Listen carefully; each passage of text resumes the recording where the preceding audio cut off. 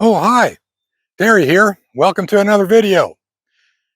Before I get started, a couple things to say. One, if you hear construction sounds going on in the background, one of my neighbors is building an addition onto their house. So that's what that's all about. So just bear with me. At least it's not a dog barking.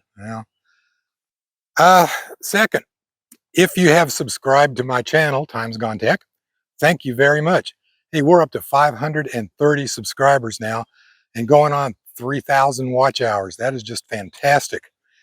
If you haven't subscribed, why not? I mean, come on, it ain't gonna cost you nothing. I don't sell information. I keep my propaganda to myself. It really helps me out. It gets me closer to getting monetized, which would get my channel an actual budget so that I could do some better videos and more of them. So, it's kind of a win-win situation.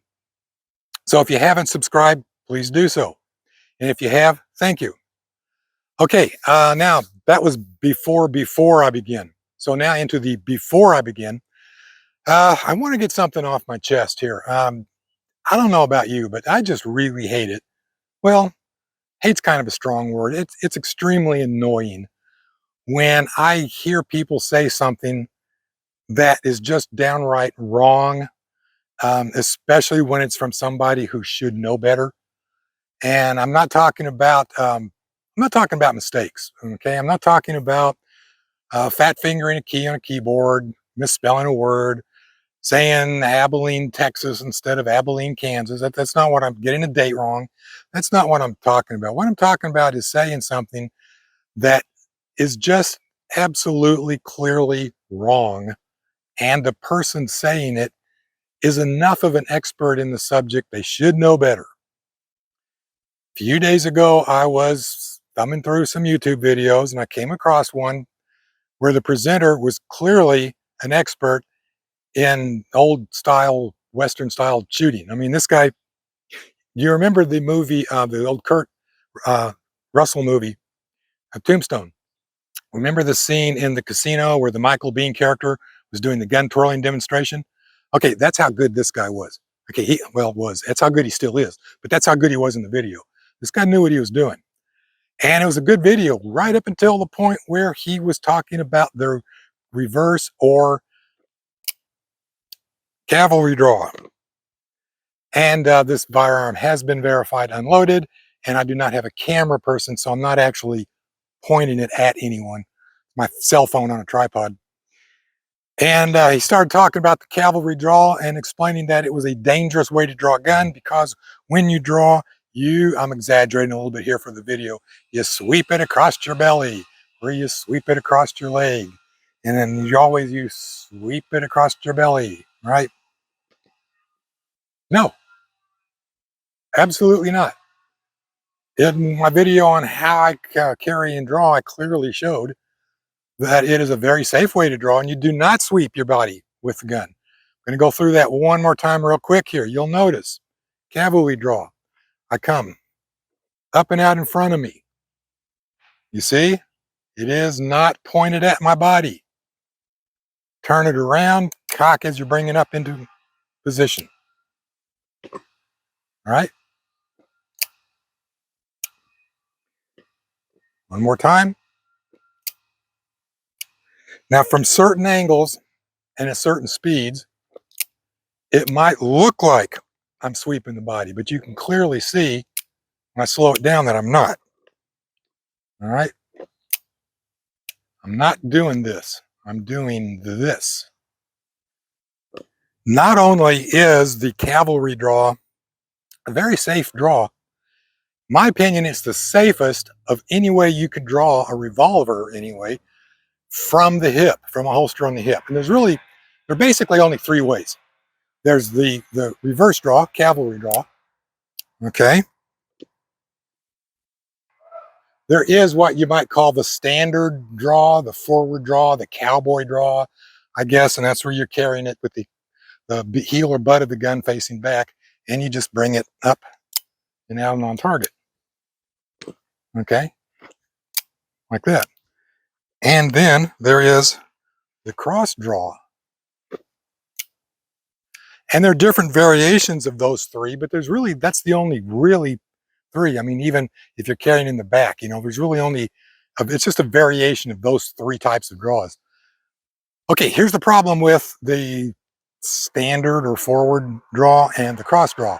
One, it's entirely too easy to get into the habit of when you're pulling out of the holster, cocking that gun. All right, you can grab it, cock it, and pull it. Same way, cowboy draw, you can cock it while you're pulling it out. And what happens then? Well, I can shoot myself in the foot. I can shoot myself in the arm. I can shoot somebody standing beside me. With the reverse draw,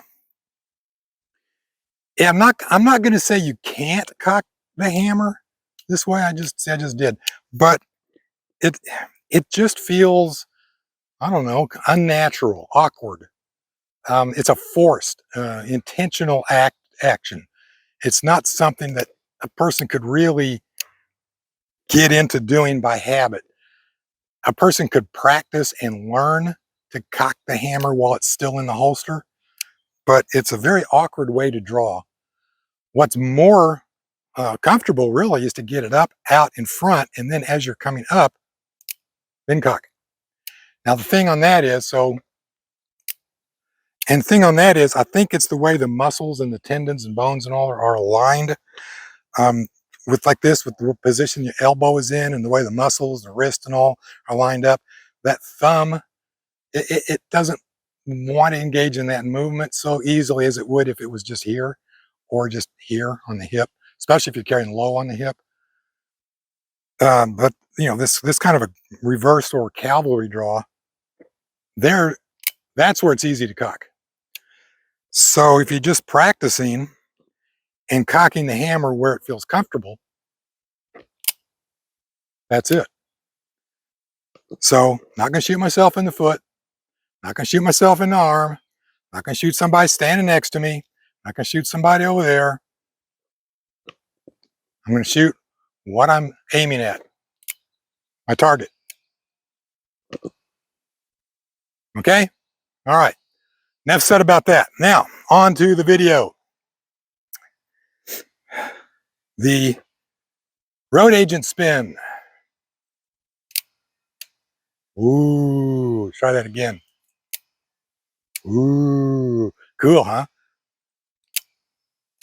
Yeah, I'm still practicing. I'm still learning. Every once in a while, I get it Clint Eastwood style, just bam, fast. Sometimes the gun goes flying across the room too, though I'm still in that intermediate stage.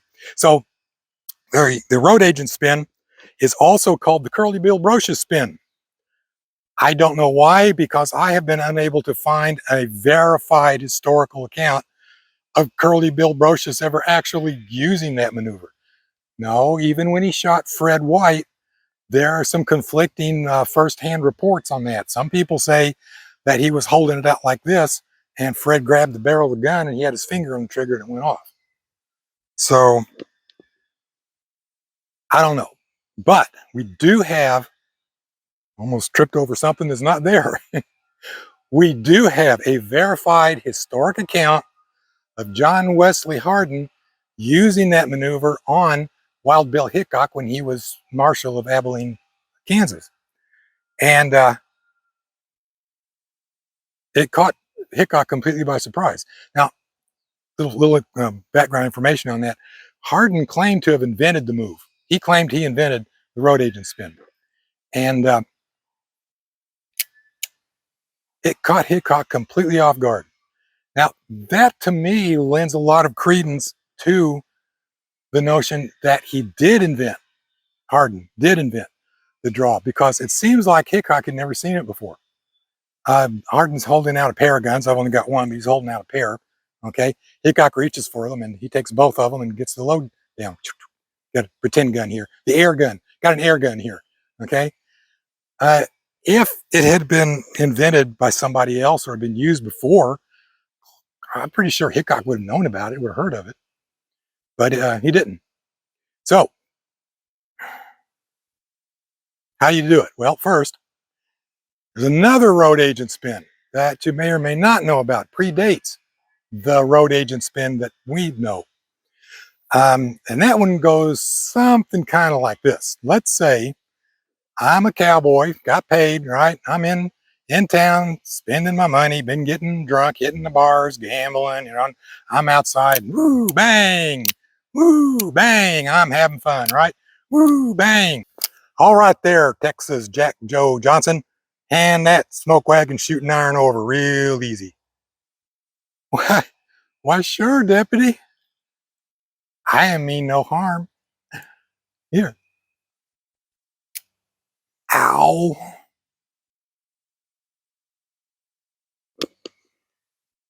Not bad, huh? Think I could get an Oscar for that? Okay, so here's what's going on. Yeah, and you don't have to have it in your hand already. You don't have to have it out. But basically what you do is you just release the gun like this. And notice that my fingers are on the underside, the back side of the gun. So the gun's pointed out. So it looks like it's harmless and I'm unloaded, and you hand it out to them. But now, see, I can use my fingers to help flip this thing up. And if I pull the gun back, just as they're reaching for it, if I pull it back, it goes right into my hand. And this one is easier to do than the road agent spin, or the new road agent spin. It's just not hard at all. Well, of course, I'm kind of watching the camera in it too, but it's actually pretty easy to do. What Hardin did, John Wesley Hardin, when he came along, was he altered the movement just a little bit.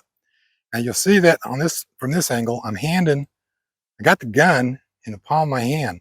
And you see how I kind of very sneakily got my index finger in the trigger guard, see? If I'm holding it like this, you can't see it.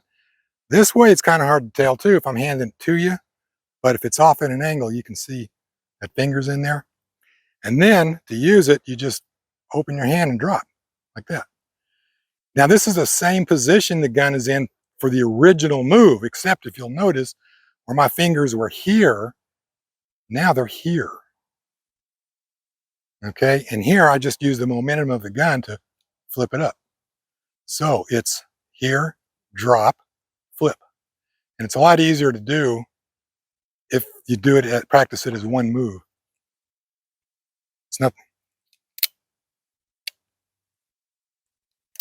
And also if you pull the gun back, like hold it out and then pull it back a little. Yeah, right, okay. Well, sometimes I said it goes flying across the room. I'm still working on this. All right, so.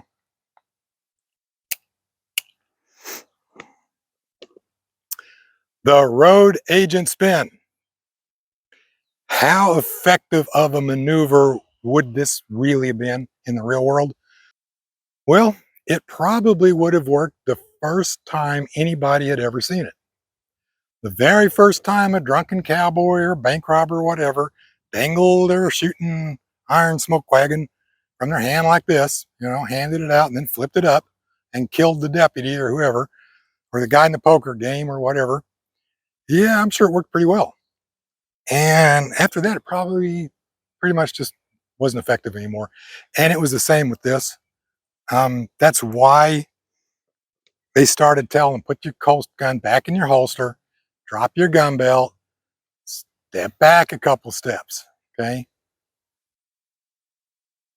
So it's a sleight of hand, it's a gun trick, it's a maneuver. It's kind of like, that kind of thing. I mean, is that really of any real value? Well, it does get you used to handling your gun, but gets you used to the weight and the balance of it. But you're not gonna go out hunting a bear and go, aha.